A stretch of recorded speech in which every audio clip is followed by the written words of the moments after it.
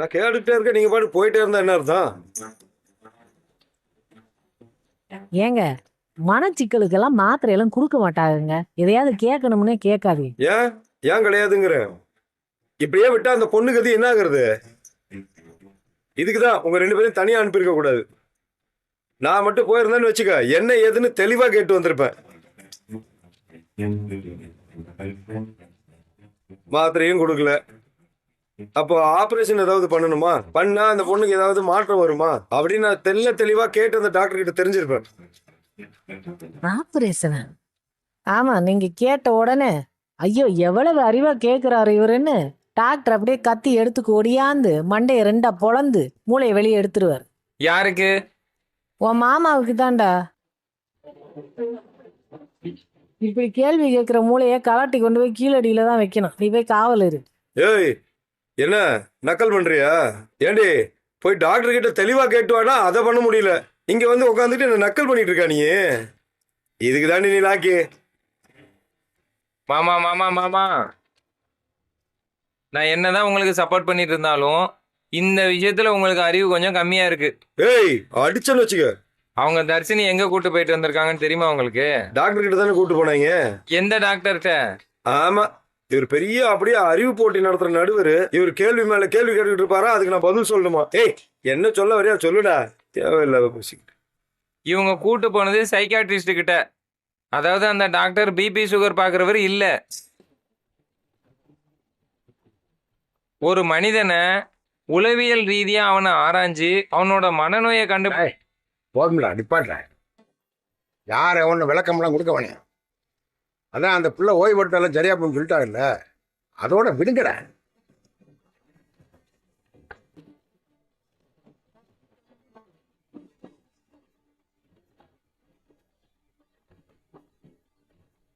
ஏமா ஈஸ்வரி, உங்க 3 பேருக்கிட்டையும் ஒரு முக்கியமான விஷயம் பேசணுமா?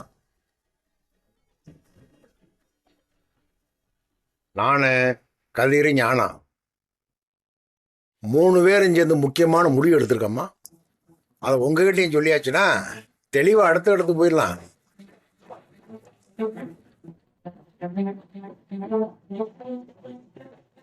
என் மேல இந்த வீட்டில் இருக்கிற ஆளுக வன்மத்தோட அழுகிறாங்க.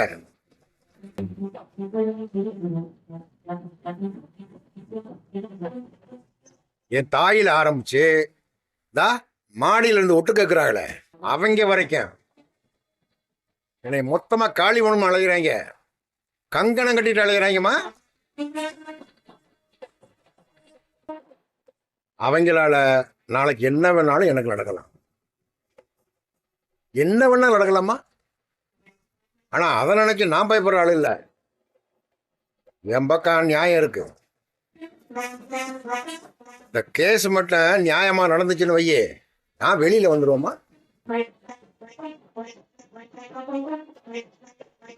ஆனா ஈஸ்வரி, இந்த கேஸ்ல எப்படியாவது என்னை உள்ளதுக்கு போட்டணும்னு அப்படின்னு திட்டம் போட்டு ரொம்ப தரக்குறைவான வேலையெல்லாம் செஞ்சுக்கிட்டு இருக்காங்கம்மா. நம்ம பிள்ளைய கடத்திட்டு போனது மட்டும் இல்லாம இந்த கேஸ்ல என்னைய மாட்டி விழுந்துடுறாளுங்க.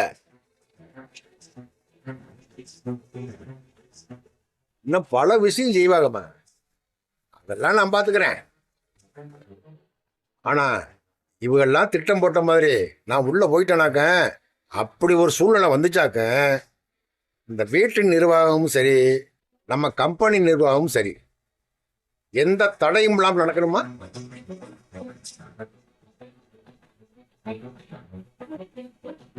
அதனால இந்த பொறுப்புகளை எல்லாத்தையும் ஒருத்தர்கிட்ட கொடுக்கணும்னு நான் முடிவு பண்ணியிருக்கேன். அதை பத்தி பேசாம நான் வர சொன்னேன். அம்மா, டேய் அம்மாவங்கடா. நீங்க தனியா கூப்பிட்டு சொல்ல வேண்டிய அவசியம்லாம் ஒன்றும் இல்லை. இந்த முனிவர்கள் இருக்கிற இடத்துல இருந்துக்கிட்டே எல்லாத்தையும் தெரிஞ்சுக்குவாங்கல்ல, அந்த மாதிரி அத்தை ரூம்குள்ள இருந்துக்கிட்டே எல்லாத்தையும் தெரிஞ்சுக்குவாங்க.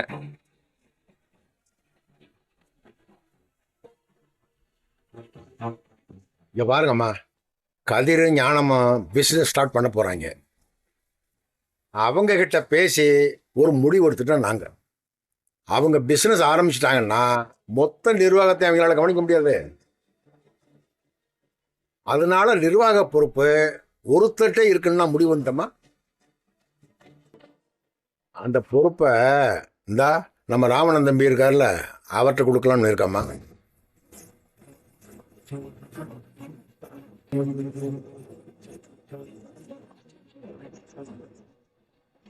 அவர் எல்லாத்தையும் சரியா பார்த்துக்கிடுவார். தம்பி நான் சொல்ற போது வேணாம்னு தான் சொன்னாரு. நான் தான் அவரை வற்புறுத்தி பார்த்துக்கன்னு சொல்லியிருக்கேன்.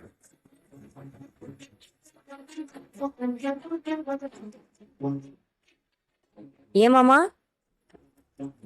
இது எங்ககிட்ட தகவலா சொல்றீங்களா இல்ல நிஜமாவே எங்க கருத்து தெரிஞ்சுக்கிறதுக்காக சொல்றீங்களா? அண்ணி, நீங்க இந்த குடும்பத்துக்கு சம்மந்தப்பட்ட ஆளுங்க. நீங்களும் இதுல முக்கியமான டிசைடிங் அத்தாரிட்டிஸ் தான். அதனால உங்க எல்லார் மனசுலயும் என்ன படுதோ அது தைரியமா சொல்லலாம். ம், மாமா, இது என்ன முடிவு? இது எனக்கு புரியல. இது உங்க சொத்து. 13 வயசுல இருந்து ஆடி ஓடி சம்பாதிச்சேன்னு அப்படிப்பட்ட சொத்தை இப்ப எதுக்கு யார் நிர்வாகத்தையும் ஒப்படைக்கணும்?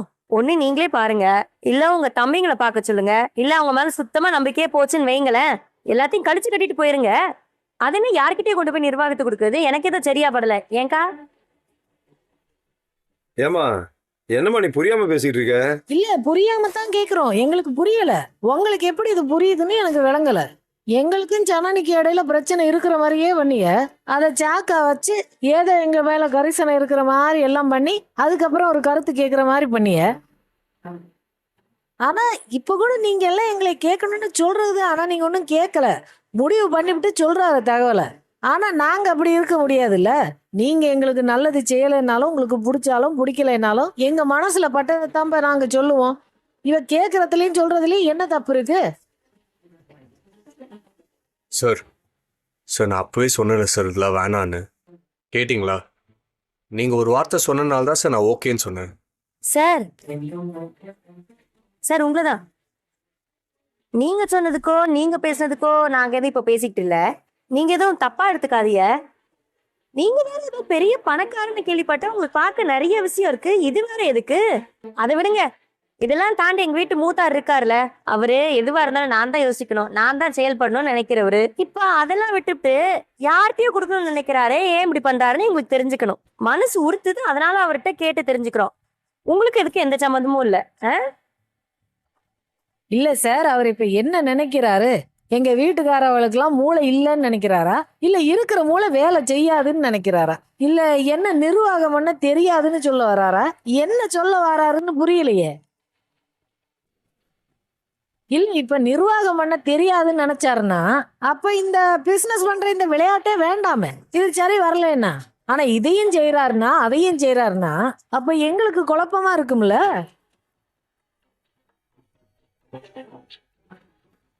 எனக்கு இப்ப என்ன தெரிஞ்சுக்கிடணும்னா சார், யாரு சொல்லி இவர் இதெல்லாம் செய்யறாரு, யாரும் சொல்லி கொடுத்து செய்யறாரா இல்ல சுயமா செய்யறா, அது என்னன்னு தெரிஞ்சுக்கிட்டா அதுக்கேத்த மாதிரி நாங்க பார்ப்போம், வைப்போம், பழகுவோம், எல்லாம் பண்ணிக்கிறலாம்.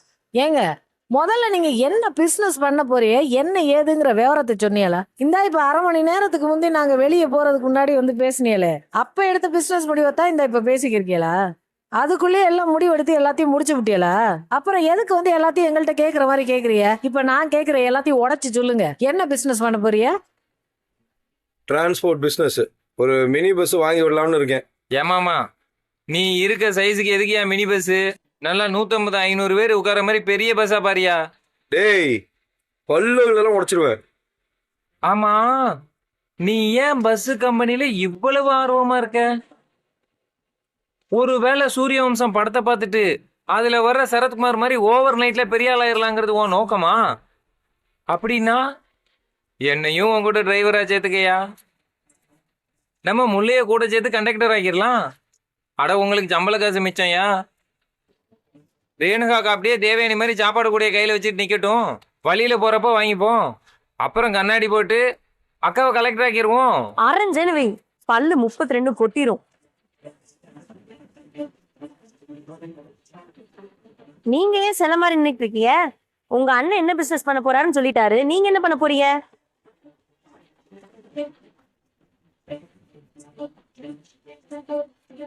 அது மனமகிழ் மன்றம். என்ன எதோட அது? அங்க சீட் ஆடுவாங்க, செஸ் ஆடுவாங்க, பேட்மிண்டன் ஆடுவாங்க, ஸ்னூக்கர் ஆடுவாங்க, டென்னிஸ் ஆடுவாங்க. ஈவினிங் ஆனா கொஞ்சம் அடிச்சிட்டு ஆடுவாங்க. சாராய கடையா? ஏக்கா, நீ எந்த காலத்துல இருக்க? இப்பெல்லாம் பிசினஸ் டீலிங்ல இருந்து எல்லாமே அங்கதான் நடக்குது. பணக்காரன் குடிக்கிறது வேற, ஏழை குடிக்கிறது வேற. ஏழை லோக்கல்ல கவுண்டர்ல அடிச்சு பிடிச்சு குடிச்சிட்டு இருப்பான். ஆனா பணக்காரன் அப்படி இல்லை. அவனோட சிந்தனையே வேற, அவனோட ஸ்டைலே வேற. உங்ககிட்ட அந்த புரிதல் எல்லாம் இல்ல. ஆமாண்டா, எனக்கு தான் புரியல. சார், ஏன் சார் இந்த ஐடியாலாம் உங்கள் தானே? என் வீட்டுக்காரை பத்தி உங்களுக்கு தெரியலன்னு நினைக்கிறேன். இது திருடங்கையில சாவி கொடுக்குற கதையை தான். கொஞ்ச நாளா தான் அதெல்லாம் விட்டுட்டு இருக்காரு. திரும்ப கொண்டு போய் அந்த குகையிலே விடுறிய. இது எங்க போய் முடியும்னு தெரியல. ஆமா, நீங்க குடிப்பீங்களா? இல்ல.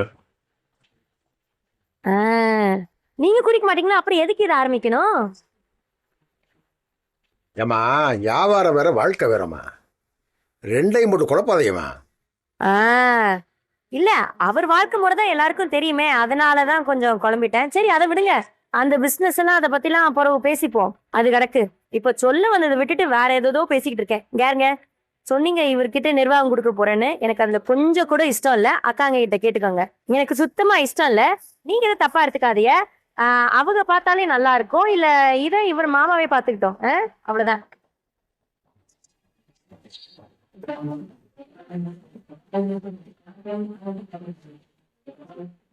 இது வரைக்கும் எல்லாத்துட்டையும் அசிங்கப்பட்டாச்சு. இப்ப புதுசா உன்னைய இழுத்துட்டு வந்து அதட்டையும் அசிங்கப்பட போறீங்களா? வேண்டாம், நான் சொல்லலைன்னு இருக்க வேண்டாம். இவருக்குமே அது நல்லதில்ல.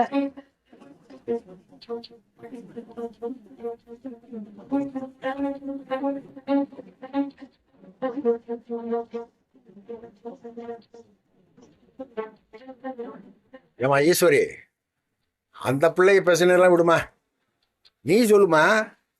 நீ சொல்றத இந்த வீட்டில் முடிவு. தம்பிகிட்ட பொறுப்பு கொடுக்கறது சரிதானே?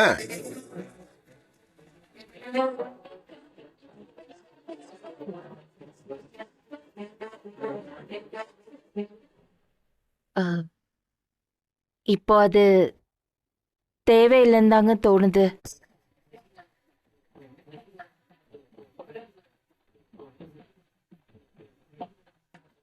இல்ல, அவர் எல்லா விஷயத்துக்கும் உதவி பண்றாரு, ஒத்துக்கிறேன்.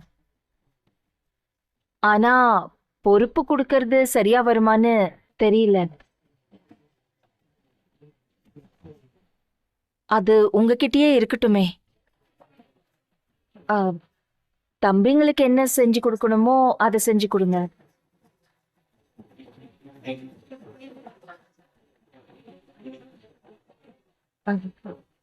இல்ல, இதை தாண்டி வேற என்னங்க இருக்கு? அவசரப்பட்டு எதுவும் செய்ய வேண்டாம் தான் நினைக்கிறேன்.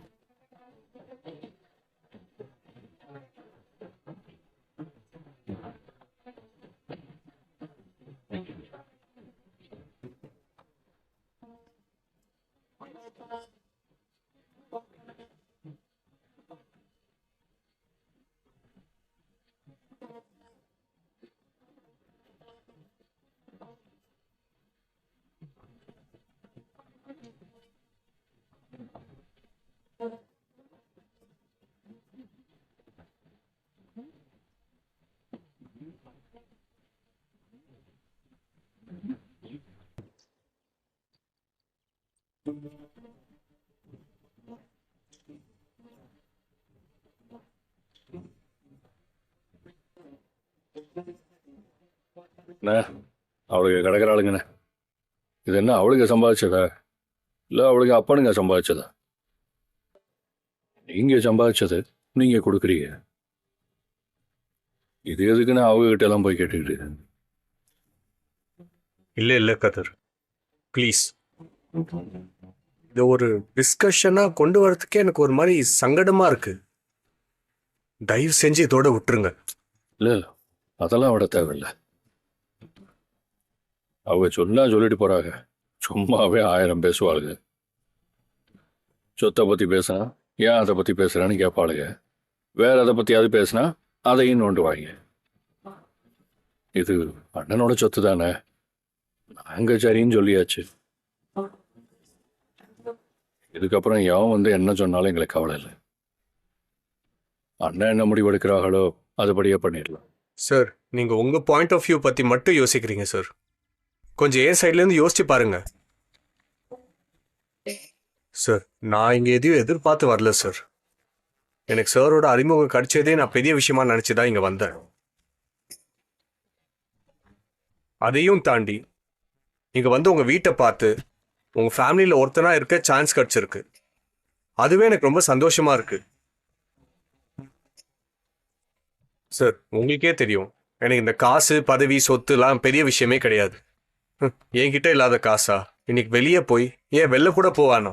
உங்க மொபைல் இருக்குல்ல, நீங்க அதை எடுத்து ராவணன் போட்டு பாருங்க. என் நெட்ஒர்க் என்னன்னு உங்களுக்கு தெரியும். பாருங்க கதிர், எடுத்து பாருங்க.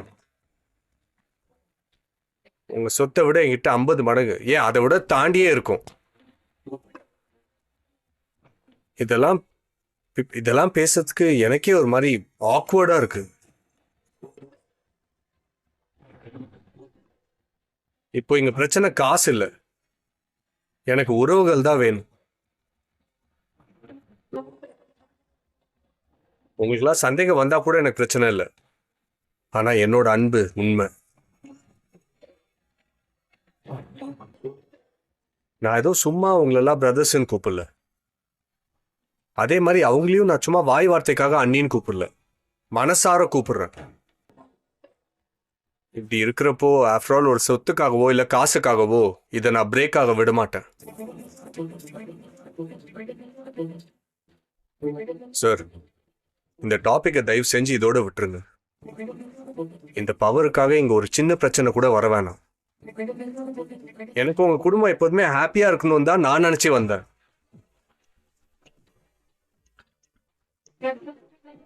என்னால உங்களுக்கு ஒரு சின்ன மனக்கசப்பு கூட வந்துடக்கூடாது சார். சார் ப்ளீஸ், நீங்க சொல்ற நான் எதை வேணாலும் கேட்பேன். ஆனா இந்த ஒரு விஷயத்த இதோட விட்டுருங்க சார். இன்னொரு விஷயம் சார், இந்த சொத்து விஷயத்த நானா கொண்டு வரல. நீங்க கேட்டதுக்கு நான் ஒரு ஐடியா தான் சொன்னேன். அதை நீங்க அப்படியே என் பக்கம் திருப்பிட்டீங்க. இதுல உங்க தம்பிகளுக்கே தயக்கம் இருந்துச்சு. அதுக்கப்புறமா உங்களுக்காக தான் அவங்களும் ஏத்துக்கிட்டாங்க. இங்க பாருங்க ராவணன், நாங்க ஒத்துக்கிட்டது வெறும் அண்ணன் சொன்னதுக்காக மட்டும் இல்ல, உங்க மேலேயே எங்களுக்கு நம்பிக்கை வந்ததுனாலதான். தேங்க்யூ ஞானம். நிஜமா சொல்றேன், என்ன சார்ன்னு கூப்பிட்டுட்டு இருந்த நீங்க இப்ப என்ன ராவணன் கூப்பிடுறீங்கல்ல, இது போதும் எனக்கு. இதுக்காக தான் நான் இந்த குடும்பத்தோடயே டிராவல் பண்றேன். எனக்கு தெரிஞ்சு இதை தாண்டி எனக்கு வேற எதுவுமே வேணாம்.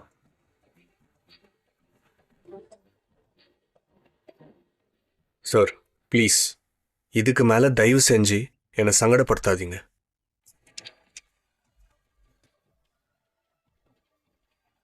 தம்பி தம்பி தம்பி நில்லுங்க தம்பி.